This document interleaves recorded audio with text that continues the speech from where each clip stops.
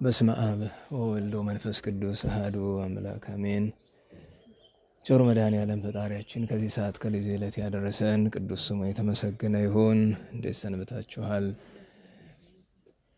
ዕለቱን፣ ሰዓቱን፣ ሳምንቱን፣ ወሩን ባርኮ ከዚህ ሰዓት ከዚህ ዕለት ከዚህ ቅዱስ ስፍራ ስላደረሰን ከእናቱ ከእመቤታችን ከወደዳቸው ቅዱሳን ጋር ስማቸው በድጋሚ የተመሰገነ ይሁን። እንኳን አደረሳችሁ ትላለች ቅድስት ቤተ ክርስቲያን። በዚህ ዕለት ከተከበሩ ቅዱሳን ሁሉ መድኃኔዓለም ጸጋ በረከት ያሳትፈን። ለሱም ብቻ ሳይሆን ያው ባለፈው ሳምንት የእመቤታችን የድንግል ማርያም የኪዳኗ በዓል ነበረ። ምንም በማስተምርበት ስፍራ ልጆችን ባስተምርም እንኳ ግን ያው ስላልተገናኘን እንኳን አደረሳችሁ ማለቱ ለሱም የተገባ ነውና መቼስ ደብራችን ኪዳነ ምሕረት ናት። ወደ ጥቂት ትምህርት ከመነጋገራችን በፊት ያው ታቦተ ኪዳነ ምሕረት እዚህ ደብር እንዴት እንደገባች መቼም ምናልባት ከመካከላችሁ አንድ ሰው ነው ሊያውቅ የሚችል። ታቦተ ፍልሰታ ነው ማለት ነው። ኪዳነ ምሕረት እንኳን የቅርብ ታሪክ ነው ያው እና ብዙ ጊዜ የአብየ ጊዜ ደብረ መድኃኒት አብየ ጊዜ ኪዳነ ምሕረት ወቅዱስ መርቆሬዎስ ቤተክርስቲያንን ማን የተከለው ሲባል ራስ ገብረ ይባላል እና አተራረኩ ያልቀና ነው። አሁን በጣም ታሪክ ለማጥናት እየሞከርን አንድ ጊዜ ወንድማችን ሰርጸ ድንግል አይ ይህን ታሪክን ያላምንበትም ብሎ የነበረ በጣም ቆይቷል እና አይ ዝም ብለህ በከንቱ ነው። አሁን እንግዲህ ትንሽ ታሪክ ማጥናትም አንደኛው ትንሽ ስራዬ ስለሆነ ስፈልስ እውነቱን ነው ለካ እና ራስ ገብሬ አሁን ያለውን ቤተክርስቲያን ሰሩት እንጂ ታቦተ አብየ ጊዜ ወይም የአብየ ጊዜ ደብር ከዛ በፊት በጣም ብዙ መቶ ዓመታት ነበረ። ምናልባትም ዛሬ አጤ ፋሲል ሰሯቸው ብለን ቀደምት ከምንላቸው ከሰባቱ አድባራትም የሚቀድም ታሪክ ያለው ደብር ሆኖ ተገኝቷል። ምናልባት ይሄ ወደፊት በደንብ ታሪኩ የምናወጣው ይሆናል። ፍንጭ የሆነኝና ብዙ ጊዜ እኔም እኮ ከልጅነት ጀምሬ ስተርክ የኖርኩት አብየ ጊዜን ራስ ገብሬ ተከሉ በሚል ነው እና እሱ እንደዛ ካለኝ በኋላ ቦታም አልሰጠሁትም ነበር እና አንድ ጊዜ አንድ ሽማግሌ ጋር ሳወራ ታሪክ የሚያውቁ በጣም ሽማግሌ አሁንም በእድሜ ያሉ የአድባራትን ታሪክ ስንጨዋወት አብየ ጊዜ በራስ ገብሬ ስል አራ አንተም እንደሱ ነው የምትል አሉኝ። እንዴት የታወቀ አይደል ስላቸው አይደለም አጥናው መርምረው ሌላ ታሪክ አለው። ይሄ የሆነበት ምክንያት ራስ ገብሬ እንደዛ ብሎ እንዲተረክ ስላደረጉ ነው። ትልቅ ሰው ናቸው፣ ደግሰናቸው እናከብራቸዋለን። ግን ስም ማስጠሪያ በዚህ በስሜን በበየዳ ስም ማስጠሪያ እንዳላቸው ሁሉ ጎንደር ከተማ ላይ ስም ማስጠሪያ እንዲሆናቸው ነው እሳቸው ተከሉት ያስባሉት እንጂ አይደለም ብሏል። አይ እስኪ ያለ ማስረጃ ለማመን ይከብዳል ብዬ ከዛ ታሪከ ነገስቱን እንዴት እዚህ በፊት ልብዬ እንዳላስተዋልኩት አላውቀውም። ታሪከ ነገስቱ ላይ የአፄ ዳዊት ሳልሳዊን ታሪክ ሲናገር በወቅቱ የነበሩትና ከውጭ የመጡ የነበሩ ሰዎች ላይ ሞት ይፈረድባቸዋል። ያው በዚህ በእምነት ችግር ማለት ነው። አፄ ዳዊት ማለት ከነራስ ገብሬ ገና ሳይወለዱ ከ70 ዓመት በፊት ማለት ነው። ሩቅ ዘመን ወይም አብየ ጊዜ ተሰራ ብለን ከምናስብበት ከ70 ዓመት በፊት ገና 1772 አለ ተተከለ የሚባለው ከዛ ከ70 ዓመት በፊት ሰዎቹን ሊገሏቸው ሲፈልጉ በአካባቢው የነበሩ መልካም ሰዎች ወስደው አብየ ጊዜ ውስጥ ደበቋቸው ይላል። እንግዲህ ታሪከ ነገስቱ ነው። ወስደው አብየ ጊዜ ውስጥ ደበቁ ይላል። ይሄ በጣም ትልቅ ማስረጃ ነው። እንደዛ እያለን ስንፈልሰው ኋላም ስናስበው እንዴት ነው ልብ ያላል ነው። ጎንደር ከተማ ውስጥ እባቡ፣ ጅቡ፣ አውሬው አይገባም አይደል? የለም። እና ታዲያ መግባት ያቆመ ከ1772 ወዲህ ነው። ምክንያቱም ጻድቁ ሄደው ካረፉ በኋላ ከጥቂት ዘመናት በኋላ ምክንያቱም ይሄ በዓታቸው አለን ለገዳም ሲያገለግል የነበረ ስፍራ ስለነበረ እዚሁ ስፍራ ላይ ደብሩ ተሰርቶ ረጅም ቆይቷል። ታዲያ ነገሩ እንዴት ነው ቢሉ እንዲሁም ታሪኩን ስናጣራ ራስ ገብሬ መጥተው የምታውቁት ታሪክ አለ ሊቀብሩ ፈልገው እንደዛ የሚለው ታሪክ እና ታቦተ ፍልሰታ ይዘው ይዞሩ ነበር። እሳቸው ታቦተ ፍልሰታ ለማርያም ታውቃላችሁ መቼም ደብሩ ኪዳነ ምሕረት የሚል ስም በታሪክ አልነበረም፣ ያው ቅርብ ጊዜ ነው የመጣው እና ታቦተ ፍልሰታ ለማርያምን ይዘው መጥተው ታቦቷን አስገብተው የሚፈልጉትን ሰው ቀብረው ርስት ገዝተው ጨምረው መሄድ ሲሹ በአካባቢው የነበረው ባላባት ተቃወማቸው። በጣም ከፍተኛ ተቃውሞ እና ነገሩ ሲሳሳብ ከማን ይደርሳል? ከአፄ ተክለ ጊዮርጊስ ንጉሱ ተክለ ጊዮርጊስ አይደል ነበሩ በዘመኑ። አፄ ተክለ ጊዮርጊስ ደረሰ። ተክለ ጊዮርጊስ ቀዳማዊ ማለት ነው፣ ሁለት ስለሆኑ በዚህ ስም የሚጠሩ ነገስታት እና ከሳቸው ዘንድ ከአፄ ተክለ ጊዮርጊስ ደርሶ እነዚህ ባላባቶቹ በጣም ተወቀሱ። የአብየ ጊዜ አካባቢ ባላባት እንዴት እመቤታችን ታቦቷ አትግባ ብላችሁ ከእመቤታችን ጋር ምን ጠባላችሁ ብለው ሲባሉ እኛ ጠባችን ከእመቤታችን ጋር አይደለም፣ ካስፈለገ ቦታ ከፍለው ወስደው ሌላ አዲስ ይትከሉ። ለምን ሲባል ኋላ በዚህ ስም ሰዎቻቸውን አመጣው ተክለውብን የኛን ባናባትነት ይነቅሉብናል። ከዚያ በኋላም ስማችን ጠፍቶ በእነሱ ስም ይለወጣል ብለው በጭራሽ ይህን አላደርግም ብለዋሉ። በብዙ ክርክር ተወሰነ። የነበረው አሮጌ ስለነበረ አፍርሰው እንዳዲስ ሰሩ። ታቦተ ፍልሰታ ለማርያም ከአብየ እግዚእ ጋር አንዱ ነው ገባ። ሌላው ይሄ የምታውቁት ከዛ ከዋርካው የነበረው የሚለው ታሪክ የራስ ገብሬው ታሪክ አይደለም። እሱ መጀመሪያ ሲሰራ የነበረው ታሪክ ነው እሱ። እና እኔን የገረመኝ ነገር መቼም በተለይ እርስዎ በደንብ ያውቃሉ፣ አሰርቶ ስሙ የማይጠራ ከቤተ ክርስቲያኑ ስሙ የማይጠራ ስም የራስ ገብሬ ነው። የራስ ገብሬ ስም በማህሌትም በጸሎትም እንደማይጠራ ታውቃላችሁ። አብየ እግዚእ በታሪክ ማንም የሚጠራ ኃይለ ማርያም ነው። እዚህ ያለው አገልጋይ የዋህ ስለሆነ ኃይለ ማርያም የራስ ገብሬ ስም ነው የሚመስለው። ራስ ገብሬ ስማቸው ክርስትና ስማቸው ገብረ ሕይወት እንጂ ኃይለ ማርያም አይደለም። መጀመሪያ እኮ ገብረ ሕይወት ተቆላምጦ ነው አለ። እንደዛ አይደል? ገብረ መድህን ገብረ ስላሴ እንደዛ ሲቆረጥ አይደለም። እና ኃይለ ማርያም ራሱ ስማቸው ገብሬ የተባለ ገብረ ሕይወት ነው። እዛው በየዳ አሁንም ስማቸው ይጠራል። ያሰሩት ደብር ገብረ ሕይወት ነው የሚባል። ታዲያ ኃይለ ማርያም ማን ነው? በማህሌት እንግዲህ አሁን ቅርብ ጊዜ ነው እንጂ አሁን የነሐሴ የካቲት ኪዳነ ምሕረት ይቤላ ለእሙ የሚለው ወረብ ላይ መጨረሻው ወንበሩ መሃልኩ ለኪ በርሴ ነው የሚለው ወንበሩ። አብየ እግዚእ ግን መሃልኩ ለኪ በርሴ አይደለም እንደሚለው ተካሄድኩ ምስለኪ ኪዳነ ምሕረት ከመአድህን ዘተአመነኪ ብሎ ኃይለ ማርያም ነው የሚል። ልብ ብላችሁ አስተውላችሁት ከሆነ የነበሩት ሊቃውንት ነው ኃይለ ማርያም ማለት የራስ ገብሬ ልጅ ደጃቸው ኃይለ ማርያም ናቸው። ለምንድን ነው አባቱን ዋናውን ትተው ልጅየውን ቢሉ በጣም ጠብ ነበረ። ምክንያቱም የተፈራው ማልቀራ መተው ተከሉ። የምታውቁት ነው የራስ ገብሬ ዘመዶች ዛሬም አሉ በዙሪያው ባላባት ነን የሚል ብዙ ሰው አለ። አምተው ተክለው የደብሩ ስም ታሪኩ ተገልብጦ ቀረ በዛ ምክንያት። ደጃቸው ኃይለ ማርያም ግን አዲስ አመተው አልተከሉም። ደብሩንም በጣም ይረዱ ነበረ። ጥሩ ተወዳጅ ሰው ስለነበሩ ልጃቸውን ነው የሚጠሩ አባትየውን ትተው። እና እንድታውቁት ታቦተ የኪዳነ ምሕረት ነገር ስናሳ አንደኛ የካቲት ኪዳነ ምሕረት እዚህ አይከበርም ነበረ። ድሮ ነሐሴ ነበር የሚከበር ፍልሰታ ለማርያም። ምክንያቱም የካቲት የሚካሄደው እዛ ደፈጫ ነው የነበረው። እና እንዲያው መቼም እዚህ ደብር ነባር ስለሆንን እንግዲህ ምናልባት ሽማግሌ ሁሉ አልቆኛ እንግዲህ ሽማግሌ ልንባል ትንሽ ስለቀረን ለትውልድ ታሪክ ማትረፍ ስላለብን እንዲህ ያለም ነገር አለ የሚለውን ነገር እንድናውቅ ነው። ምናልባት የካቲት ኪዳነ ምሕረት በዚች ደብር ታሪክ ውስጥ ለአንድ የካቲት ኪዳነ ምሕረት በማይከበርበት ዘመን በ1811 ዓመተ ምህረት የካቲት 16 ቀን እዚህ ደብር ያው ምንጊዜም ነሐሴ ስለሆነ የሚከብር የካቲት ክብረ በዓል ስለሌለው የአፄ ቴዎድሮስ እናት ወይዘሮ አትጠገብ አፄ ቴዎድሮስን ይዛቸው እዚህ ደብር የገባቸው የካቲት 16 በ1811 ዓመተ ምህረት ነው። ዛሬ 205 ዓመት ማለት ነው።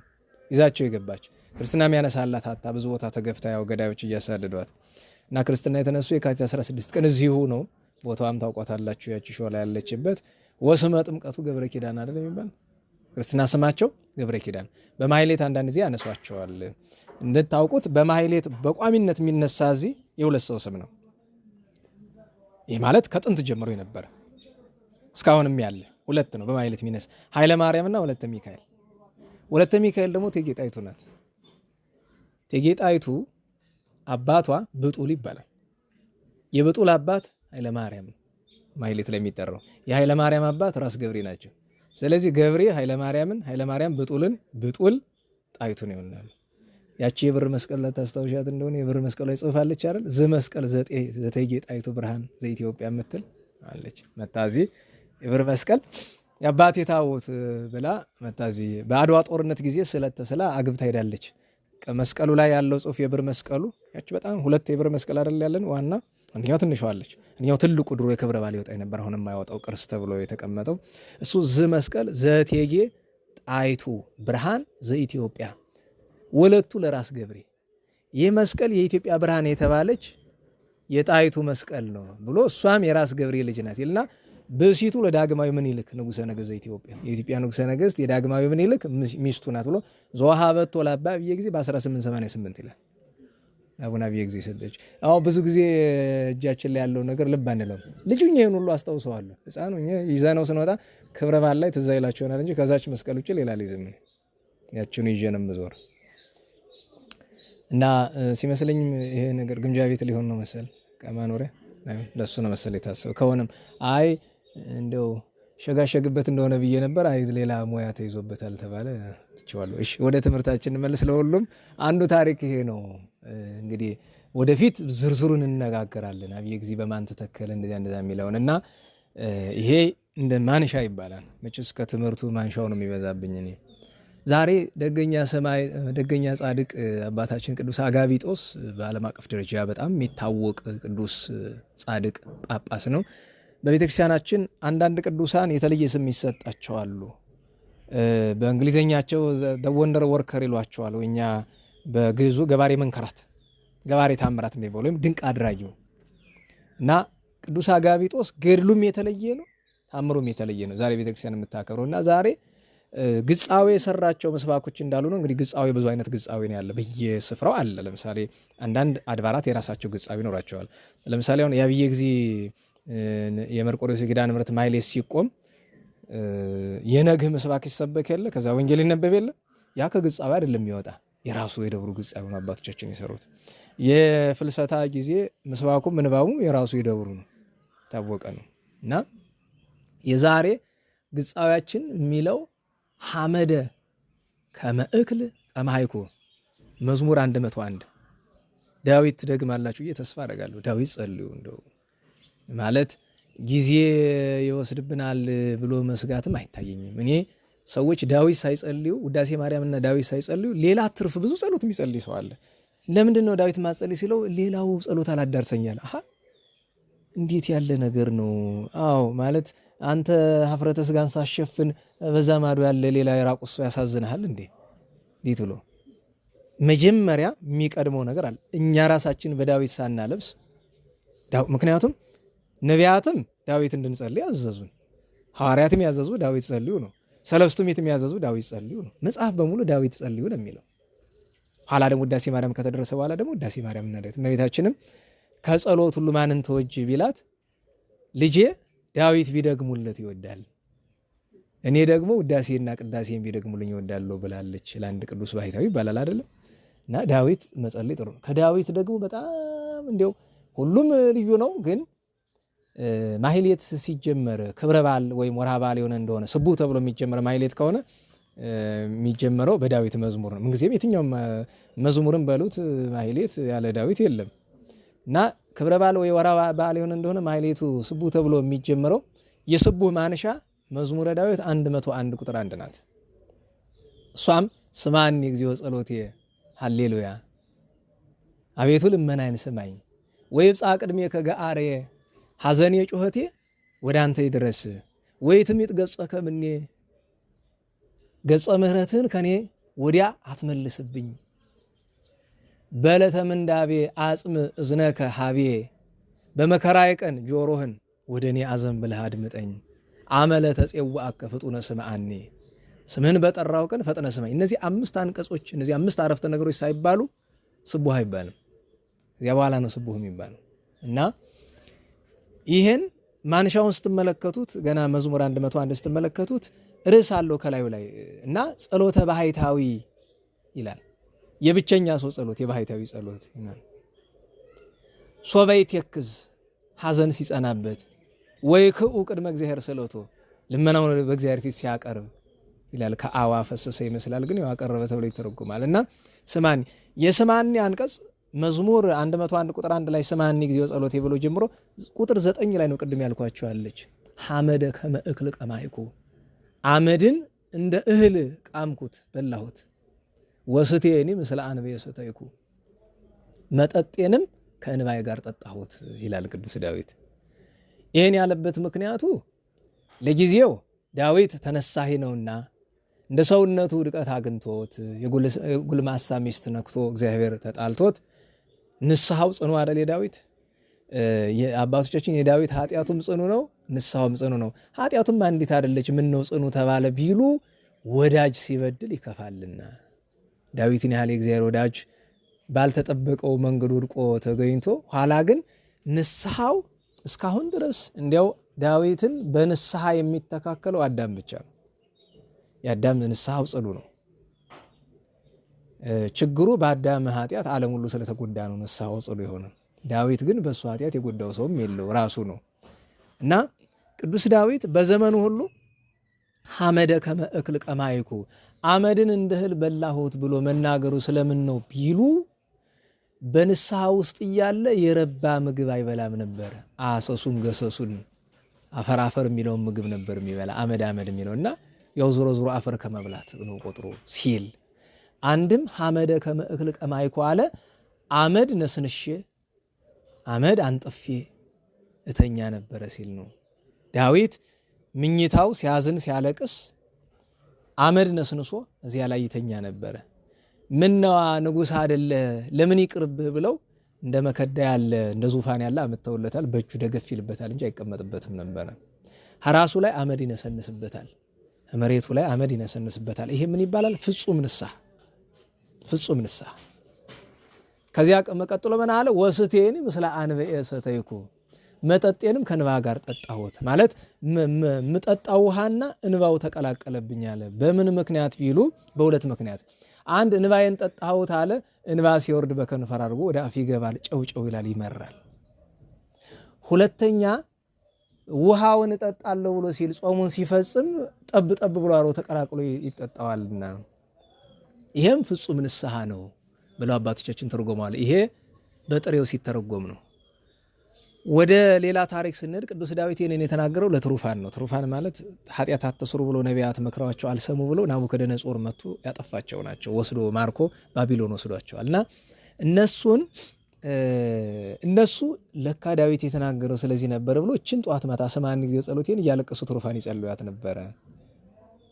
አተረጓጎሙ ግን ያው እንደ ዳዊት ነው። የነሱ ለየት የሚለው የሱ በፈቃዱ አመድ አንጥፎ አመድ ነስንሶ ጸልየዋል። ለየት የሚለው እሱ ነው እንጂ የነሱ ሳምንት ተብሎ ይተረጎማል ይሉ አንደኛ አሰሱን ገሰሱን ይሰጧቸዋል። አፈራፈራ አመድ የሚለውን መቼስ በባርነት ለተገዛ ሰው ማን ይራራለታል? ማን ያዘለታል?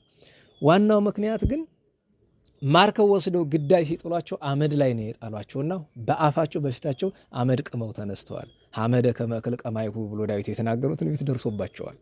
አመድ አስቅመዋቸዋል።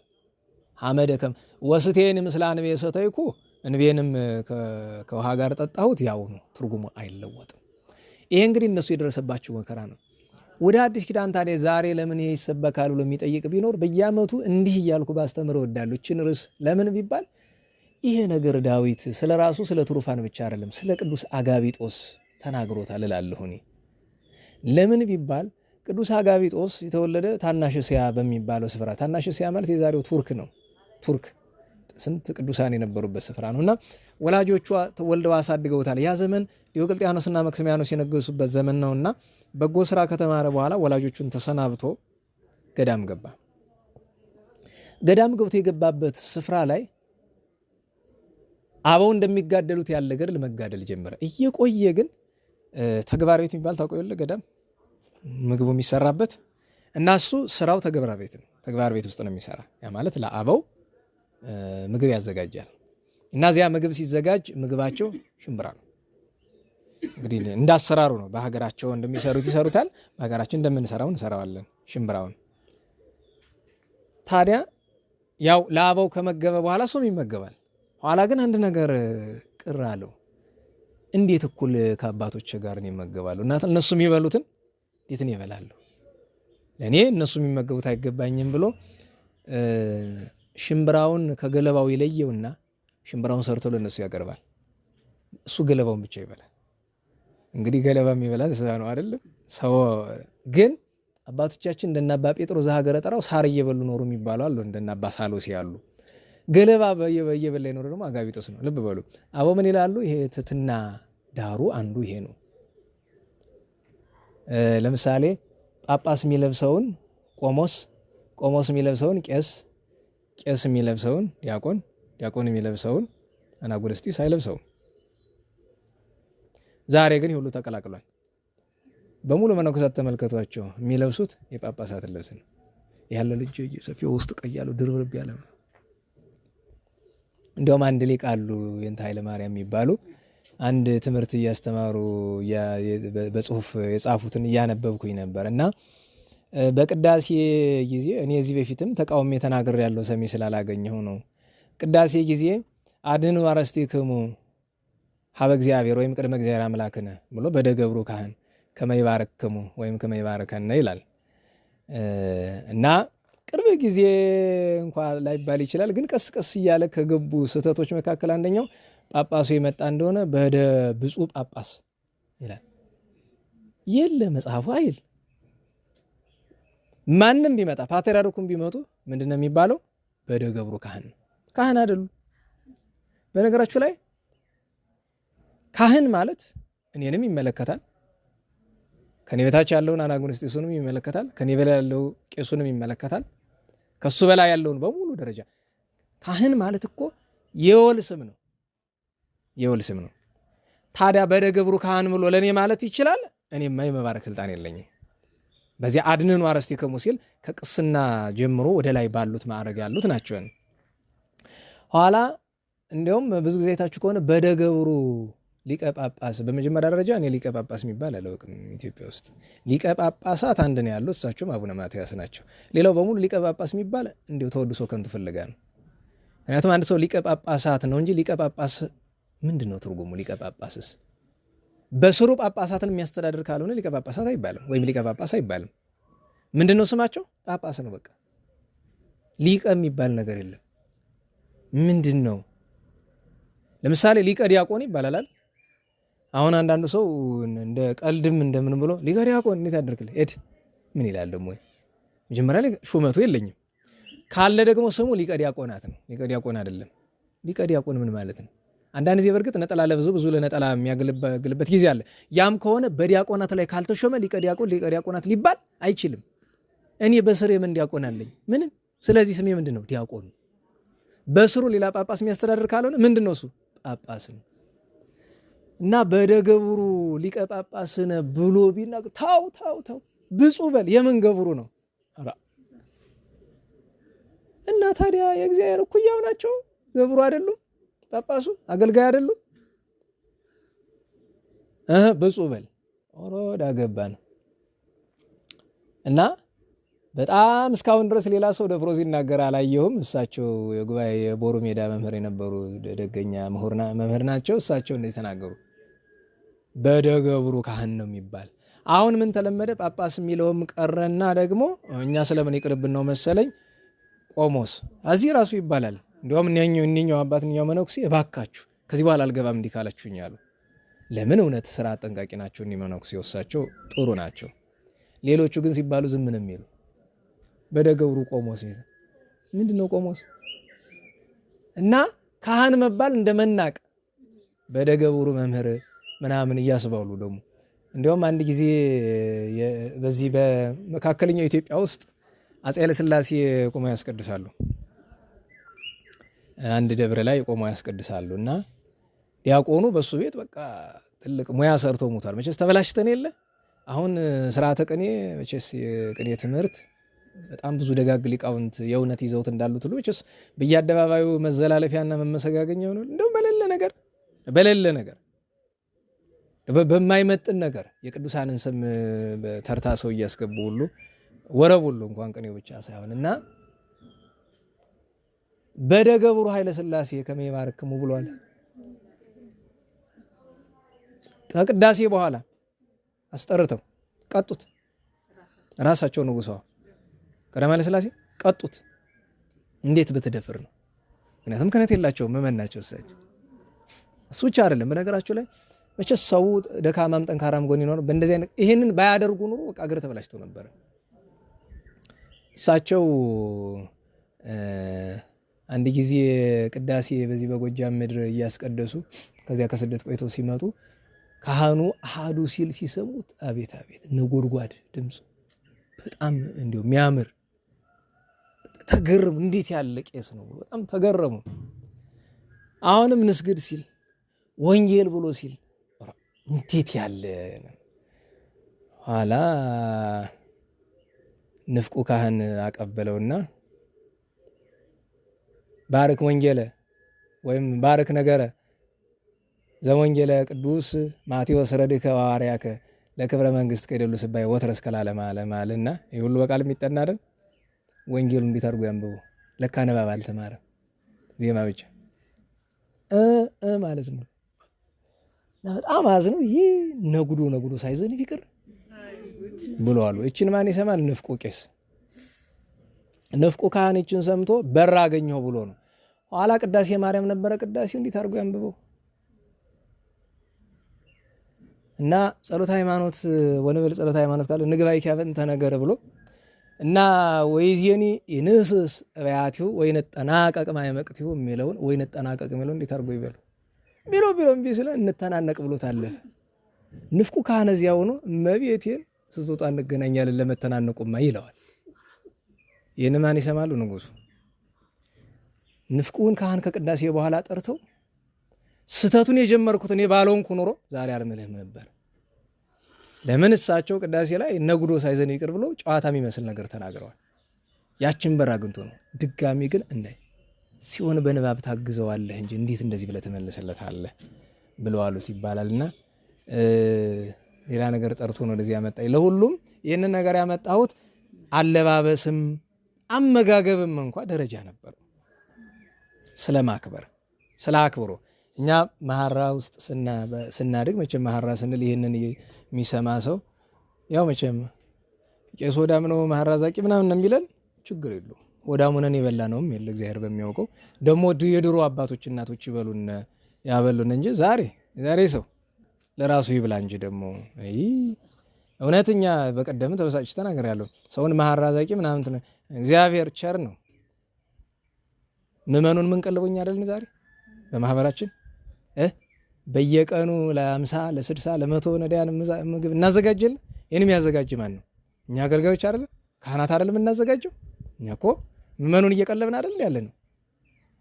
እና በእውነቱ እና በግ በሆነ ቀን ቅልጥሙ ባለቤት አለው፣ ፍሬምባ ባለቤት አለው፣ ሳላይ ሰጥ ባለቤት አለው፣ ሁሉም ነገር ባለቤት አለው። በባህላችን ሳለው አይደል? ፈረሰኛ ማን ነው የሚበላው ይታወቃል። ቅልጥሜ ማን ነው ይታወቃል። እና ብቻስ በቤተ እግዚአብሔርን ታውቁታላችሁ እየተስፋ አደርጋለሁ። ብዙ ሰው ሞኝ ነው የከተማ ሰውን ከስጋ ሁሉ ማንን ተወድ ቢሉት ቅልጥም ነው የሚላል አይደል? ቤተ ክህነትን የሚያውቅ ሰው የጥንቱን በረሰራት የሚያውቅ ሰው ግን ፍሬምባ ነው። ምክንያቱም ፍሬምባ አስተዳዳሪው ካለ ለሱ ነው፣ እሱ ከሌለ ቀጥሎ ላለው ለዋናው መምህር ነው እያለ እንደየደረጃው እናስታውሳለሁ። እንግዲህ ማህራ ቤቱ ብዙ ቦታ አይደል? በዚህም ነበር በዚያም እንግዲህ ብዙ ቦታ ነበር እና አበው አክብሮ ይሰጧቸዋል። ከዚያ ጥሩ ለሚያገለግለው ለአንዱ መልሰው ይሰጡታል። ብዙ ጊዜ አይበሉትም፣ ያው ምክንያቱም ስብ ይበዛው የለ ነጭ ነገር ይበዛዋል። እና ሁሉም እኮ ስርዓት ነበረው። እና ቅዱስ አጋቢጦስ እነሱ ሽምብራ ከብሉን የትን ሽምብራ በላለሁ እነሱ እህሉን ይብሉን የገለባውን ልብላ ብሎ ገለባውን አንድ ትንሽ ቆይቶ ሲጸልይ ማደር ይፈልጋል። ግን ለተወሰነ ደቂቃ እንቅልፍ እየመጣበት ተቸገረ። አሁን ለተወሰነ ደቂቃ እንቅልፍ መምጣት እኮ የተፈጥሮ ስርዓት ነው፣ ጭንቅ የለውም። ይህንን አጠፋለሁ ብሎ አመዱን ያመጣውና ገለባውን እንግዲህ አስቡት፣ ደግሞ ገለባው ብሶ ማለት ነው። ገለባውን ከአመዱ ጋር ይለውሰዋል። ያንን ነው የሚበላው። እንግዲህ አመድ ታውቃላችሁ አሲድ ነው። ያ ሲገሸልጠው ያድራል። ታውቁታላችሁ። አሁን እንኳን አመድ በልተንበት ጨጓራችን የት ሀገር እንዳለ ታውቁታላችሁና ያ ስለሚልጠው እዛች ገዳም እንቅልፍ ምትባል ተኝቶ አያውቅም። በዚህ ገድሉ ምክንያት እንደውም ታሪኩ ላይ አባቶቹን ጌቶቼ ይላቸው ነበር ይላል። አጋይስቲ ጌቶቼ ናችሁ እናንተ በፍጹም ትትና እንዲህ ስላደረገ ይላል። እዚያ ገዳም በነበረበት ጊዜ የገዳሙ አባቶች የመዘገቡት 100 በላይ ተአምራት ሰርቷል። ለዚያ ነው ምንድነው የተባለ ገባሬ መንክራት ወንደር ወርከረ አጋቢጦስ ቅዱስ አጋቢጦስ ድንቅ አድራጊው ተባለ። ያልሰራው ተአምር የለም። ድውያንን ፈውሷል፣ ሞታንን አንስቷል፣ ዕውራንን አብርቷል። በጌታ የተሰጠው ቃል ኪዳን ሁሉ ተፈጽሞለታል። ከዚህ ሁሉ በላይ በምስራቃውያን ትውፊት ድራጎን ይባላል፣ በእኛ ደግሞ ዘንዶ እንለዋለን። አገሪቱን ልም አድርጎ ያጠፋትን ዘንዶ በጸሎቱ ያጠፋው እሱ ነው የገደለው። ለረጅም ዘመን ታማ ከብዙ አባቶቿ አዝሯት መፍትሄ ያጣችውን አንዲት የታመመች ሴት አልጋ ላይ ወድቃ ሰው መሆኗም አይታወቅም ነበር፣ እንደ እንጨት ደርቃ ነበር ይላል። ለጥቂት ጊዜ ጸሎት አድርጎ አድኗታል። በዚህ ሁሉ መካከል እያለ ግን ፈተና መጣበት። ዘመኑ ዲዮቅልጥያኖስና መክሲሚያኖስ የሚባሉ አረማውያን ነገስታት የነበሩበት ነው እና በእነሱ ስር የነበረ አንድ መኮንን እዚያው ታናሽ እስያ ዛሬ ቱርክ ውስጥ የነበረ ዝናውን ሰምቶ በጣም ብዙ ታምራት ማድረጉን ሰምቶ አንተ ማለኔ ታስፈልጋለኝ ብሎ ከገዳም በግድ ይዞት ወጣ። ከዛ ከተማ ወስዶ ምን እንዳደርግልህ ነው የምትፈልገው ሲለው ሰራዊቱን ሰብስቦ አንተ እዚህ ሰራዊት አለቃ ነህ ብሎ የመቶ አለቃ አድርጎ ሾሞ በሰራዊት መካከል ጠፍቶ መሄድ ይችል ነበር። ወደ እግዚአብሔር ቢያመለክት ፈቃድ እግዚአብሔር ነው። ፈቃድ እግዚአብሔር ሆነበት ምክንያት ምን ይመስላችኋል? አንድ እዚያ ሆኖ ለብዙ ወታደሮች መድኃኒት እንዲሆን። ለምን? አብዛኛው ወታደር እምነቱን ክዶ ስለነበር እነሱ ለመመለስ። ምክንያቱም ያ ዘመን ሰዎች የክርስቶስን ስም እንኳን መጥራት አይፈቅድላቸውም የነበረ ዘመኑ ክፉ ነበር እና ታዲያ እዚያ በመቶ አለቅነት እያለ ሰራዊት አለቃ ሆኖ እየመራ እያለ ቀን ቀን ሰራዊት ይመራል፣ ሌሊት ሌሊት ያ የተለመደ ነው። ያንኑ ነው ሲበላ የሚቀምስ ገድል ነው፣ ጾም፣ ጸሎት፣ ስግደት ነው። እንዲህ እያደረገ ሲኖር እሱ ካለበት ሰራዊት ውስጥ ብዙዎቹ ተገደሉ። ያው ያስተምራቸዋል፣ ያምናሉ፣ ይሰዋሉ። ኋላ በአደባባዩ 4 ሰማዕታትን አመጡ እና ከአራቱ አንዱን ሲያዩ ደነገጠ። እሱም ማን ነው? ታላቁ ሰማዕት ቅዱስ ፊቅጦር ነበር። ፊቅጦርን መጀመሪያ ወደ ግብጽ ከማውረዳቸው በፊት እዛ ሲያሰቃዩት ተመለከተ። በጣም ከማዘነው የተነሳ እኔ ከዚህ ቅዱስ ሰው ጋር መንግስቱን ሁሉ ንቆ ከመጣ ከሱ ጋር እሰዋለሁ ብሎ ትጥቁን ፈቶ ገባ። መኮንኑ አልገልህም አለው። እምቢ አለው። ብዙ ታገለው። ለምን ቢባል ቅዱስ አጋቢጦስ ገና ብዙ ያልጨረሰው ስራ ስላለ እንዲሞት አልፈቀደም። አንድ ጊዜ ብቻ በጦር ተወግቶ ተርፏል። እንዲህ ያደረገ ኖረ። ከዚያ የመከራው ዘመን አለፈና ቅዱስ ቆስጠንጢኖስ ነገሰ። ቅዱስ ቆስጠንጢኖስ ከነገሰ በኋላ ወደ ገዳሙ ለመመለስ ሲያስብ አይለቁትም። በጣም ስለሚወዱት ስለማይለቁት እግዚአብሔር አንድ ምክንያት ፈጠረለት። ከንጉሠ ነገስቱ የጭፍራ አለቆች መካከል አንደኛው ጸላይ ሰናያት አድሮበት በጣም ተሰቃይ፣ ማንም ሊያድነው አልቻለም። እና አንድ ጓደኛው ይመጣና አንተ ይለዋል፣ አቤት አጋቢጦስን አታውቀውም ይለዋል። ሲባል እሰማለሁኝ፣ እሱ ቢያገኝ ይፈውስ ነበር አለው። እንዴት የሰራዊት አለቃ ሆኖ እንዲህ ያለ ሀብት ይኖረዋል አለው። መቼ አውቀው መጀመሪያ ማን እንደሆነ ብሎ ታሪኩን ነገረው። ከዛ ሄዶ ለንጉሱ አመለከተ ለቆስጠንጢኖስ። ቆስጠንጢኖስ አጋቢጦስን አስመጣው። እባክህ ፈውሰው አለው። ጸሎት አድርጎ አዳነው። ቅዱስ ቆስጠንጢኖስ ደስ ከመሰኘቱ የተነሳ የፈለከውን ነገር ሀብት ይሁን ስልጣን ይሁን ለምነኝ አለው። መጀመሪያ ቃል ግባልኝ እምቢ እንዳትል ቃል ግባ አለው። ምን ሊጠይቀኝ ነው? እሺ ብሎ ቃል ገባለት። መቼስ ተአምራት እስከማድረስ የደረሰ ቅዱስ ሰው ከሆነ በጣም የከባድ ነገር አይለምነኝም። ምንድን ነው አለው። ከሹመቴ ሻረኝ፣ ከዚህ ከተማ አባረኝ። አብሮት እንዲኖር ይፈልጋል። ለዚያ ነው ቃል ግባልኝ አለው። ቅዱስ ያሬድስ እንደዚህ አድርጎ የለ ለአፄ ገብረ መስቀል ቃል ግባልኝ። ቃሉን ጠብቀው ከሹመቱ ሻረው፣ ከከተማው እንዲወጣ አደረገው። ተመልሶ ገዳም ገብቶ ብዙ ተአምራት ሲያደርግ ኖረ። ኋላ ቅስና ተሾመው። ኋላ ተወልዶ ባደገባት ዛሬ ቱርክ ውስጥ በምትገኝ በአንዲቱ ክፍለ ሀገር ኤጲስቆጶስነት ተሾመ። ከዚያም በኋላ ብዙ ተአምራት ሲያደርግ ኖሯል። ቅድም እንዳልነው ልክ በገዳም ሲሰራ እንደነበሩ ብዙ እንግዲህ በመቶዎች የሚቆጠሩ ተአምራት ተብሎ ገዳሙ የመዘገባቸው በገዳም ብቻ ነው። ኤጲስቆጶሱንም ነው ተቆጥሮ። ከሁሉ ግን አስደናቂ የሚባለው ተአምር ወንዝ በጣም ሞልቶ ሀገር የሚያጠፋ ወንዝ ሲመጣ ይነግሩታል። ወንዙ ቀጥታ ከመጣ እንግዲህ ብዙ ነገር መደምሰሱ ነው። በትረ መስቀሉን ይዞ ሄዶ ወንዙም ያልፍበት አለ አይደል ስፍራው፣ ጸሎት አድርጎ እዚያ ላይ ተክሎት ሄደ። መስቀሉ ሲደርስ ወንዙ የት ሄደ? ከዛ መንገድ ቀይሮ ሌላ ሀገር ሄደ። እንግዲህ ውሃ የሚሄድበት የራሱ መስመር አለው አይደል? እንደዚህ አድርጓል ይባላልና ይሄ ደገኛ ቅዱስ ሰው ቅድም ርዕሳችን ሐመደ ከመእክል ቀማይኩ አመድን እንደ እህል ቃምኩት በላሁት ብሎ ቅዱስ ዳዊት የተናገረ ለካ ስለ ቅዱስ አጋቢጦስ ነው ብለን እንድንናገሩናል በዚህ ቅዱስ ሰው ምክንያትና እግዚአብሔር አምላካችን በረከቱን ያሳድርብን። በተረፈ ዛሬ የሳይፕረስ የቆጵሮሱ ቅዱስ ሚናስና በፍልስጤም ጋዛ ሰማዕትነት የተቀበለ ቅዱስ ጢሞቴዎስ ዓመታዊ በዓል ነው። ቅዱስ ጢሞቴዎስ ቂሳሪያ የምትባል ሁለት ቂሳሪያ አይደለም ቂሳራ ዘፍልስጤም ይባላል። ጌታችን ደቀ መዛሙርቱን የሰው ልጅ ማን ይሉታል ብሎ ይጠይቃቸው። እሱ ፍልስጤም ውስጥ ፓለስታይን ውስጥ ያለ ቂሳሪያ ነው። ሌላ ቂሳሪያ ደግሞ በላይ አለ። እነዛ ቂሳሪያ ፍልስጤም ነው ተወልዶ ያደገ። መንፈሳዊ ትምህርት ተምሮ በዘመኑ ዘመነ ሰማዕታት ስለነበረ በዚሁ በዲዮቅልጥያኖስ ዘመን መምህር ሆኖ ተሾሞ ክርስቲያኖችን የሚያጸናሱ ነበር። ኋላ በመኮንኑ ፊት ቀርቦ ምስክርነት ሰጥቶ ተሰውቷል። ታምራት ስላደረገ ቅዱስ ጢሞቴዎስ የጋዛው የፍልስጤሙ በዙሪያው የነበሩት እነ ቅዱስ ቴክላን የመሰሉ ቴክላ ሐዋርያዊት አሳቱ ሌላ ቴክላ ናት። እነ ቅዱስ አጋቢዮስን የመሳሰሉ ቅዱሳን እሱን ተከትለው ሰማዕትነት ተቀብለዋል። ዛሬ ቅዱስ ጢሞቴዎስ ዘጋዛ ወይም የፍልስጤሙ የቅዱስ ጢሞቴዎስ ዓመታዊ የሰማዕትነት በዓሉ ነው። እንግዲህ እግዚአብሔር የሁሉንም ጸጋ በተረድኤት ያድለን። ማጠቃለያችን እንግዲህ የጻድቁን የአብየ እግዚእ ማህበራችን በሳቸው ስም ስለሆነ አንድ ነገር ስለርሳቸው አንስቶ መጨረስ ነው። በቤተክርስቲያን ጻድቃን አባቶቻችን እንዲያውም ትናንት አንድ ሰው ምን ብሎ ጠየቀኝ፣ ጉባኤ አስተምሬ ስወጣ ስለ አድዋ አፄ ምኒልክን ቅዱስ እንላቸዋለን ወይስ አንላቸውም አለኝ። አንላቸውም። እሺ ጻድቅሳ? አንላቸውም። ታዲያ ምንድን ነው የምንላቸው? ደግ ንጉሥ። ቅዱስም ጻድቅ የማንላቸው ለምንድን ነው ብዬ ስለው፣ አይ ነገስታት 3 ደረጃ ነው ያላቸው። ደረጃ 1 ቅዱሳን ጻድቃን የምንላቸው ነገስታት አሉ። ደረጃ 2 ደጋግ የምንላቸው፣ ደረጃ 3 ክፉዎች የምንላቸው እና ከመሃሉ ናቸው። በሰማይ ያላቸውን ነገር እስካሁን አልተረዳን። ማለት ቅዱስ ማለትን ጻድቅ ማለትን መጀመሪያ በምድር እያሉ ከሰሩት ስራ ከዛ ካረፉ በኋላ እግዚአብሔር ስለነሱ ከሚገልጠው ነገር ተነስተን ደግነታቸውን እንመሰክራለን። የተለዩ ነበሩ እና ነገስታትን ጻድቃን እንላቸው። እንዲያው ጻድቃን ብለን ስንል የኢትዮጵያ ቤተክርስቲያን በጣም የምትለየው ብዙ ጻድቃን ነገስታት ያላት የኢትዮጵያ ቤተክርስቲያን ያክል እስራኤል እንኳን የላት። እስራኤል በታሪኳ 5 ጻድቃን፣ 1 በንስሐ የተመለሰ በኋላ ጻድቅ የተባለ ንጉስ ነው ያላት። ዳዊት፣ ሰሎሞን፣ ሕዝቅያስ፣ ኢዮስያስ፣ ዘሩባቤል 5። ኋላ ምናሴ 50 ዓመት ሁሉ ኃጢአት ሲሰራ ጣዖት ሲያመልክ ኑሮ ልጁን ሁሉ ጣዖት እስኪሰዋ ድረስ ደርሶ ኋላ ግን እግዚአብሔር ቀጣው። ጠላት መጥቶ በብረት እስር ቤት ውስጥ አስገብቶ ብዙ አሰቃየው። ጸሎተ ምናሴ ታውቆ የለ ዛሬ እሑድ የሚጸልየው ያቺ እኮ እዚያች ብረት ውስጥ ታስሮ የጸለያት ናት። 5 ዓመት ተቀጣ፣ ንስሐ ገባ ምናሴ። የሕዝቅያስ ልጅ አይደል? ኢሳይያስን በመጋዝ ሰንጥቆ የገደለው እሱ ነው ተብሎ ቢመክረውና ግን ኋላ ንስሐ ገብቷል።